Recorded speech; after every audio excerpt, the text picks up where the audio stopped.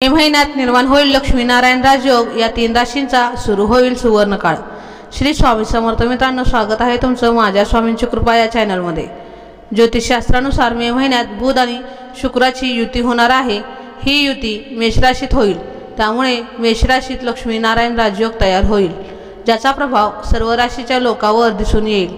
पण अशा 3 राशी आहेत ज्यांचे नशीब यावेळी चमकू शकते, तसेच या राशींच्या संपत्तीत वाढ होऊ शकते। चला जाणून घेऊया कोणत्या आहेत या भाग्यशाली राशी। मेष राशी, लक्ष्मीनारायण राजयोग तुमच्यासाठी फायदेशीर ठरू शकतो, कारण हा राजयोग तुमच्या राशीच्या लग्न घरावर तयार होणार आहे। त्यामुळे यावेळी शुक्राच्या प्रभावामुळे तुमच्या व्यक्तिमत्वात सुधारणा होईल। तुम्हाला तुमच्या करिअरमध्ये विशेष फायदे देखील मिळतील आणि प्रगतीसाठी तुम्ही काही मोठी पावले उचलू शकता किंवा व्यवसायात पैशाची गुंतवणूक वाढवण्याचा विचार करू शकता। यावेळी विवाहित लोकांचे वैवाहिक जीवन छान असेल, तसेच या काळात अविवाहित लोकांना नातेसंबंधाचा प्रस्ताव येऊ शकतो।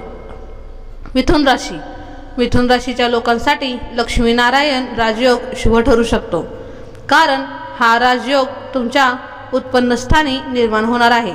त्यामुळे तुमची चांगली पदोन्नती होईल, उत्पन्नामध्ये वाढ होईल।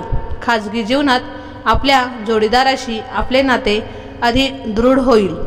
दरम्यान तुम्हाला तुमची कमाई वाढवण्याच्या अनेक उत्तम संधी मिळतील, तसेच या काळात तुम्हाला गुंतवणुकीचा फायदा होऊ शकतो। यावेळी तुम्हाला शेअर मार्केट आणि लॉटरीमध्ये चांगला नफा मिळू शकतो।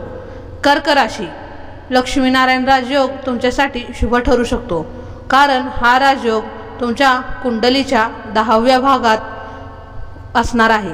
त्यामुळे यावेळी तुम्हाला व्यवसायात चांगली प्रगती होऊ शकते, तसेच आर्थिकदृष्ट्या तुम्ही पूर्वीपेक्षा मजबूत व्हाल।